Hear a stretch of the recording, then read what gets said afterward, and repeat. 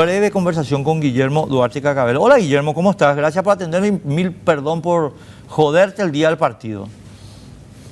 Buenas noches, Enrique. Un saludo para vos y para toda la audiencia. Le envía máximo al partido por estar contigo.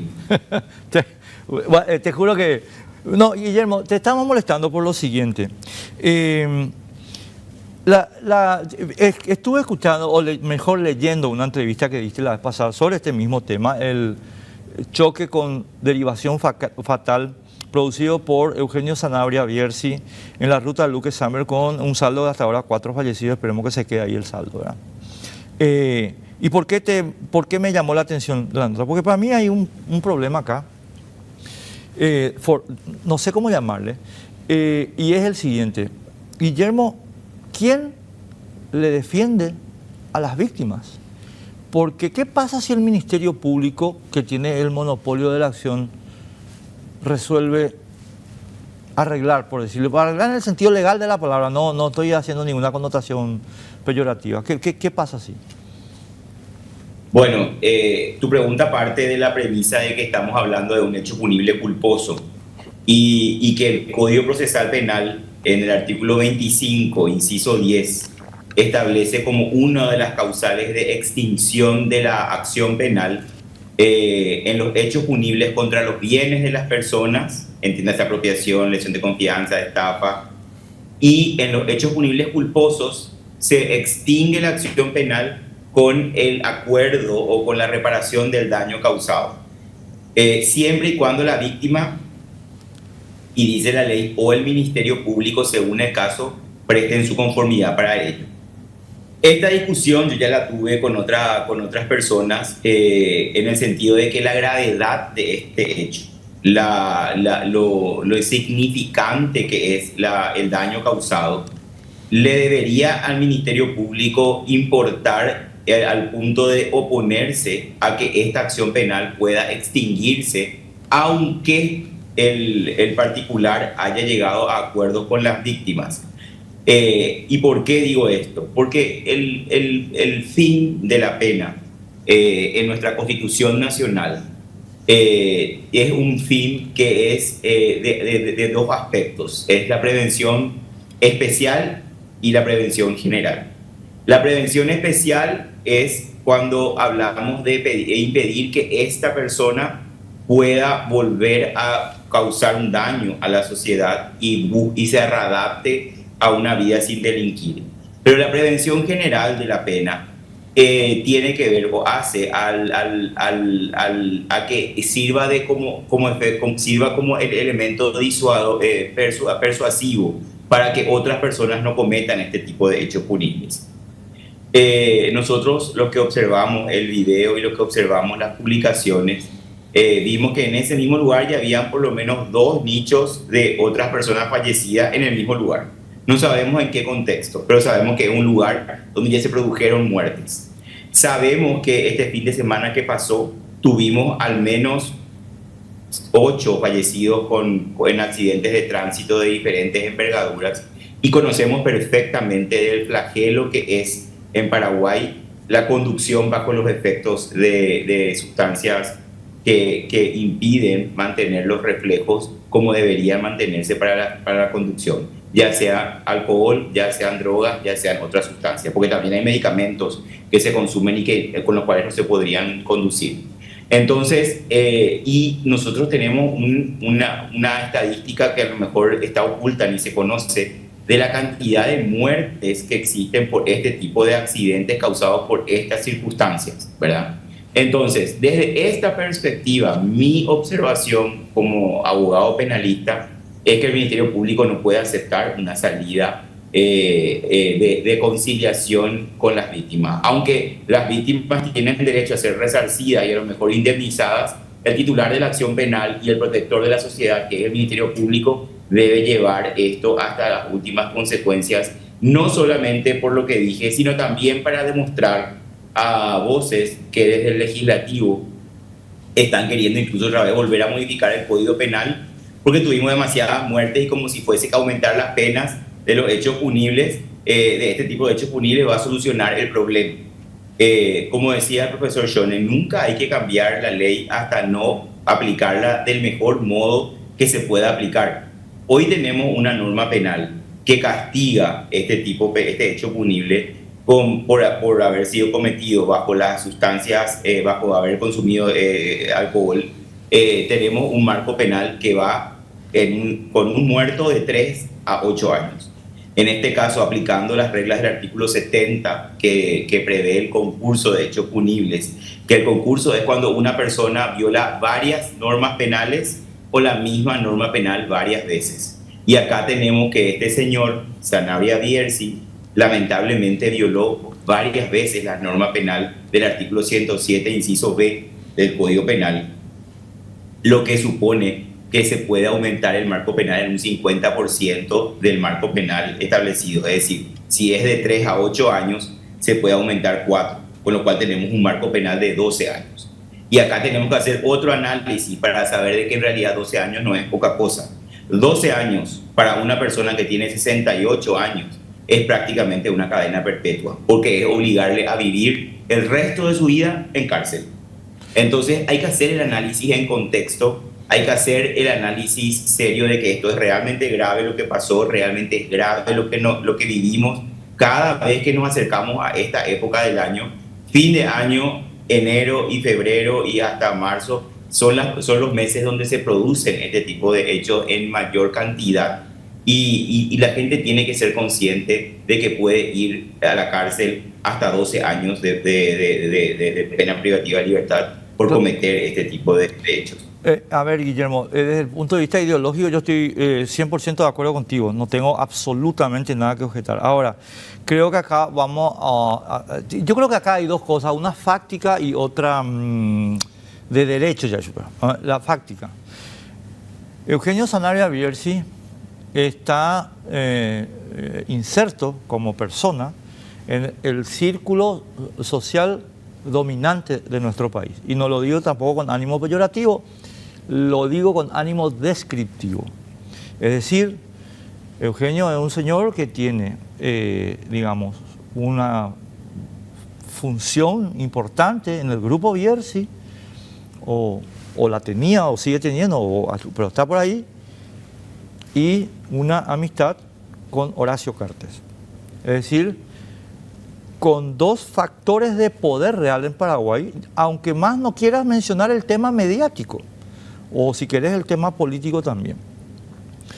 Es decir, cuestión fáctica, Eugenio es un señor que goza de contacto suficiente como para tener, digamos, una muy buena defensa. Primera cuestión. Segunda cuestión, la cuestión de derechos.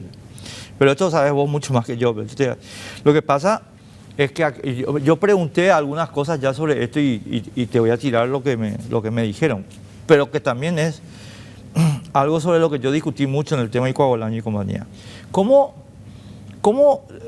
le agregas la carga del dolo eventual a un asunto que eventualmente es culposo?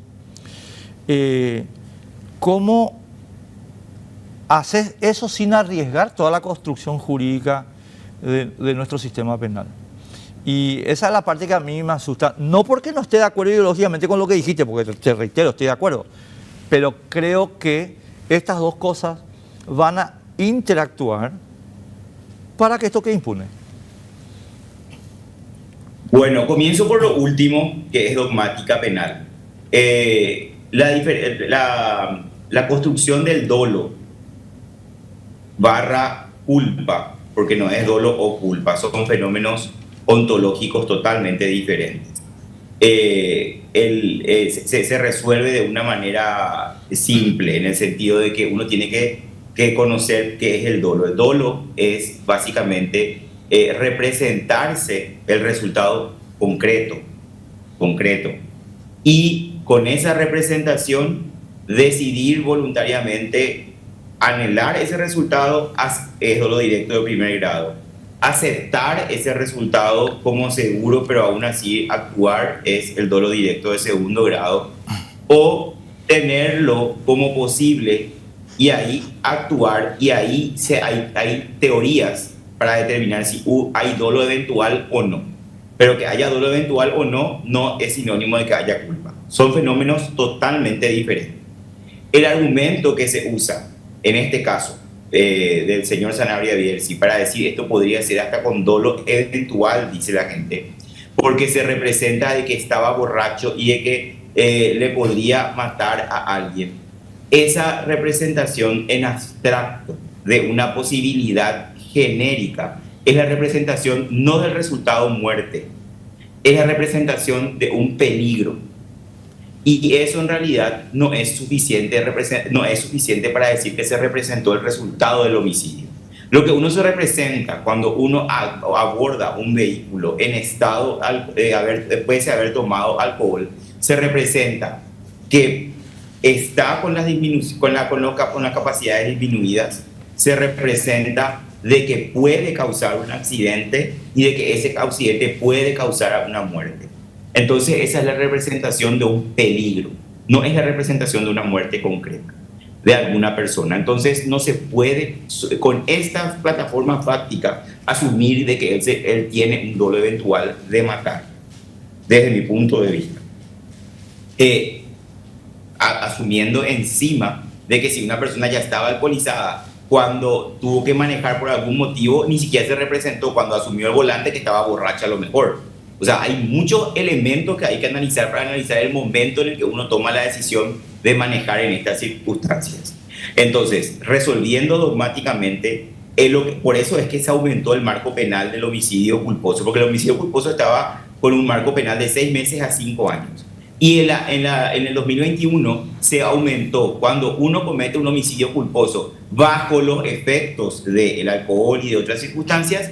Entonces el marco penal se eleva de 3 a 8 años. ¿Por qué? Porque se quiso absorber este fenómeno que la gente quiere catalogarle como de doloso. No pasa a ser doloso, sigue siendo culposo, pero hay una violación del deber de cuidado mayor respecto a otras cuestiones ya tasadas por ley y entonces marcan un aumento de la pena.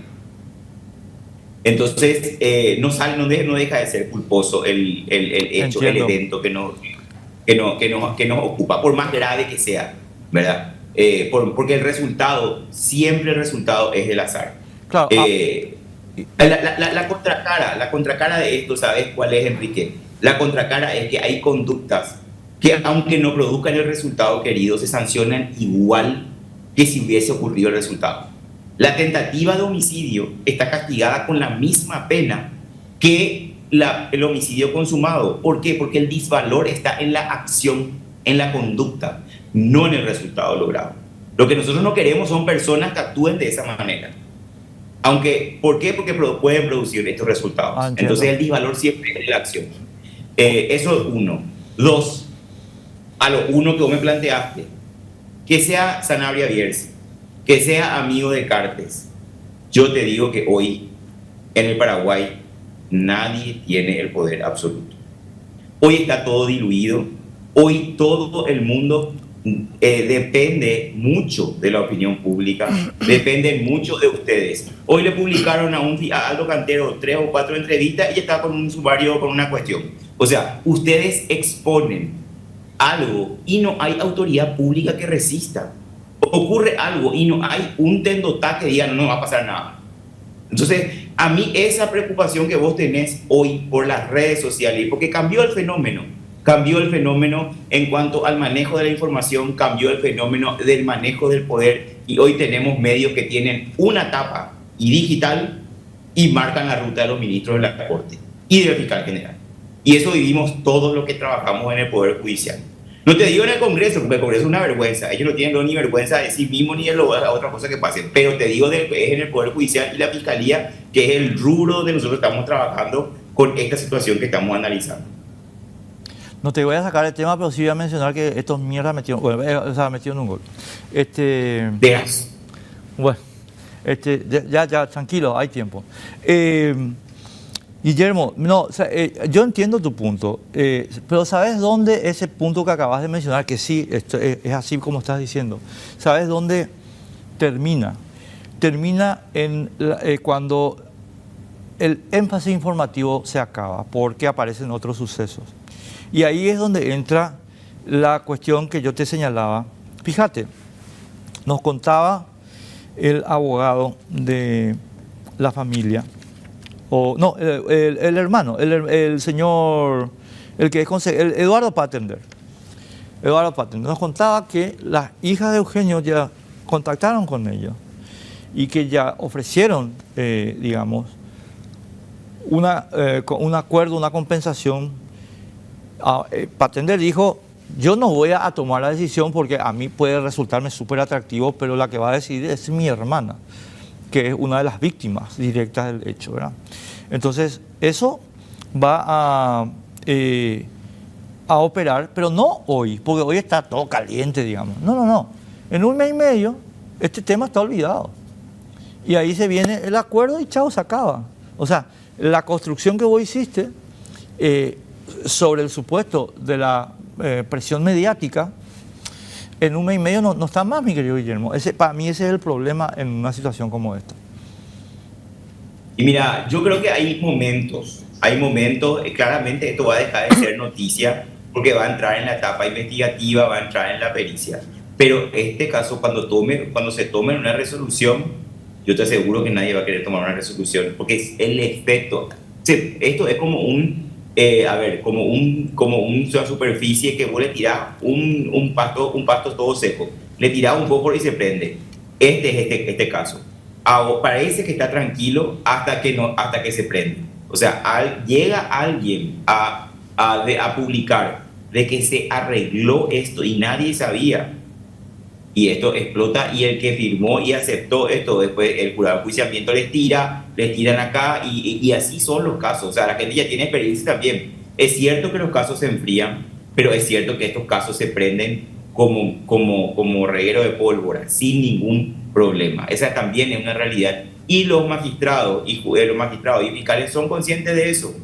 En cualquier momento de estos casos le afectan y no quieren firmar, no quieren tocar nada que no sea, y eso tampoco está bien, pero es la realidad. No quieren tocar, no quieren hacer algo que no esté de acuerdo a lo que la opinión pública quiere que sea. Y eso realmente no está bien para la administración de justicia, pero esa es la realidad. No, esa es la realidad, yo coincido contigo. Solamente que hay lastimosamente excepciones. Aldo Cata 50, por ejemplo, le chupa un huevo. Bueno, todo tiene su fin, ¿verdad? O sea, hay cosas que van a ir decantándose y en algún momento esto va a implosionar. O sea, yo creo que el Ministerio Público y el Poder Judicial se va a autoeliminar con este tipo de cuestiones, porque llega a puntos que ya no tienen vuelta atrás ni solución. Entonces, y estamos llegando a esos extremos. Abrazo, Guillermo, gracias, que puedas disfrutar del partido y ojalá que, bueno, le demos vuelta a este resultado espantoso. Un abrazo, querido Guillermo, como siempre, gracias por tu tiempo. A las órdenes cuando guste, Enrique. Dale, Guillermo Duarte Carabelos, caso de Sanabria Bierzi.